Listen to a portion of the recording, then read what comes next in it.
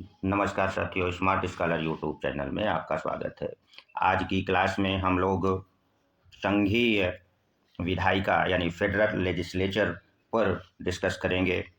तो हमारे संविधान निर्माताओं ने संसदीय शासन व्यवस्था के अंतर्गत केंद्र स्तर पर द्विसदनीय व्यवस्था को अपनाया है, जिसमें राज्यसभा, जिसे हम उच्च सदन या स्थायी सदन कहते हैं, और दूसरा लोकसभा, जिसे निम्न सदन या अस्थायी सदन कहते हैं।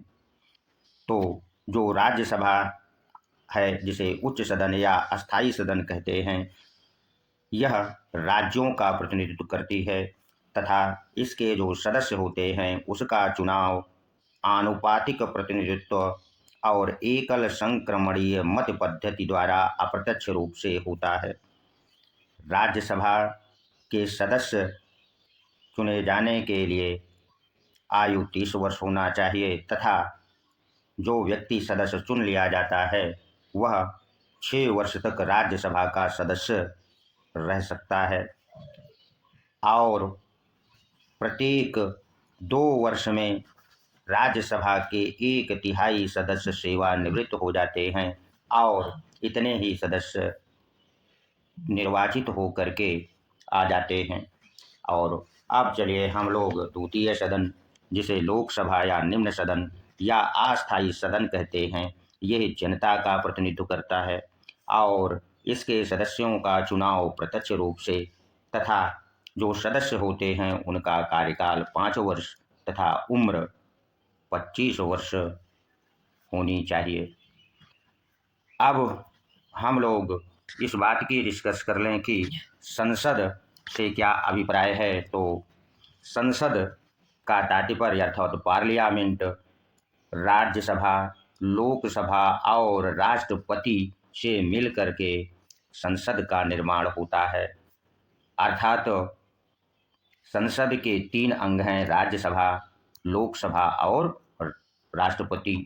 राष्ट्रपति संसद का अभिन्न अंग माना जाता है।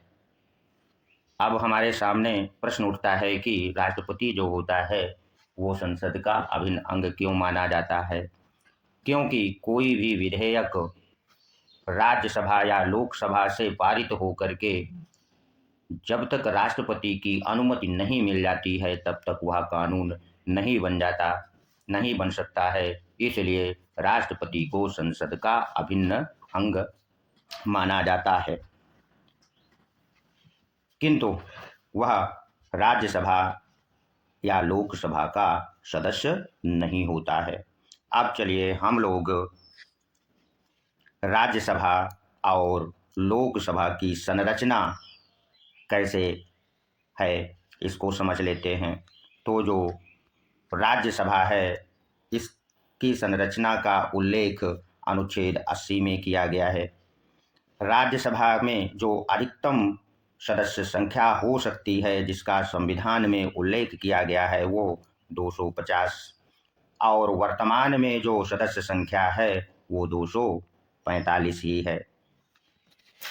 जो संविधान में 250 अधिकतम संख्या है उसमें 50 सदस्य मनोनीत और 238 सदस्य निर्वाचित होते हैं और राज्यों से 230 हो सकते हैं और केंद्र शासित प्रदेशों से जो मूल संविधान था 4 हो सकते थे, किंतु वर्तमान में अब 8 हो सकते हैं।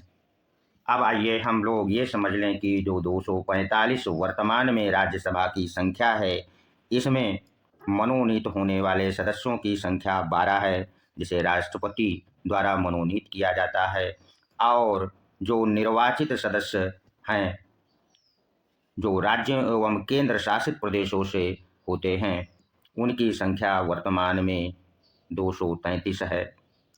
राज्यों से निर्वाचित होने वाले जो सदस्य हैं उनकी संख्या 225 है तथा केंद्र शासित क्षेत्रों से जो भी सदस्य निर्वाचित होंगे उनकी संख्या वर्तमान में 8 है, जिसमें दिल्ली से 3, पुडुचेरी से 1 व जम्मू कश्मीर से 4 सदस्य निर्वाचित होंगे। और जो राज्यसभा में ये सीटों का आवंटन राज्यों के लिए किया गया है वह अनुसूची 4 में दिया गया है। एक महत्वपूर्ण बात ये कि जो राज्यसभा है इसमें एससी एसटी के लिए सीटों का आरक्षण नहीं किया गया है। अब चलिए हम लोग अनुच्छेद 81 को पढ़ें जिसमें लोकसभा की संरचना का उल्लेख है। तो जो मूल संविधान है हमारा उसमें अधिकतम सदस्य संख्या 552 है और वर्तमान में जो अधिकतम संख्या है वो 550 ही है। ऐसा क्यों हुआ? क्योंकि जो 2 सदस्य आंग्ल भारतीय होते हैं और जिन्हें राष्ट्रपति मनोनीत करता है उसे 104वें संविधान संशोधन 2019 के द्वारा समाप्त कर दिया गया। इसलिए अधिकतम संख्या अब वर्तमान में 550 ही हो सकती है। अब चलिए वर्तमान में क्या स्थिति है लोकसभा की, तो वर्तमान में इसकी सदस्य संख्या 543 ही है, जबकि इसके पहले आप लोग यही पढ़ रहे थे कि 545 हैं, जिसमें राज्यों से 524 सदस्य और केंद्र शासित प्रदेशों से 19 व दिल्ली से 7 व अन्य से 12 सदस्यों का चुनाव होता है। अब हम लोग इस बात की चर्चा कर लें कि 2019 में 104वें संविधान संशोधन द्वारा जो आंग्ल भारतीय सदस्यों का चुनाव को मनोनीत राष्ट्रपति करता था उसे 104वें संविधान संशोधन द्वारा समाप्त कर दिया गया और जिसका उल्लेख 331 अनुच्छेद में था। और जो एससी एसटी के आरक्षण की व्यवस्था है वो अनुच्छेद 330 में है और 84वें संविधान संशोधन द्वारा 2001 के तहत इसकी संख्या जो आरक्षित सीटों की संख्या है 2030 तक यथावत रखा जाएगा, ऐसा 84वें संविधान संशोधन द्वारा कह दिया गया। तथा लोकसभा की जो वर्तमान संख्या है वो 2026 तक यथावत रहेगी, ऐसा 84वें संविधान संशोधन 2001 के तहत किया गया।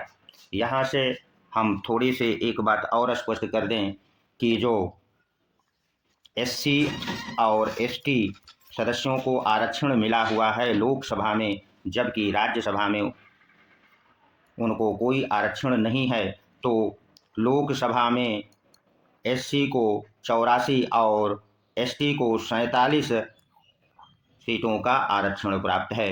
हो सकता है कि यहाँ से आपकी परीक्षा में पूछ ले। आज के वीडियो में यहीं तक। अगले जो पार्ट होगा उसमें हम संघीय विधायिका के जो कार्यकाल होता है अर्थात लोकसभा राज्यसभा के कार्यकाल, सदस्यों की योग्यताएं, वेतन, भत्ते और शपथ आदि पर चर्चा करेंगे। आज के वीडियो में इतना ही। यदि वीडियो अच्छा लगा तो इसे सब्सक्राइब अवश्य कर दें। मिलते हैं अगले वीडियो में। धन्यवाद।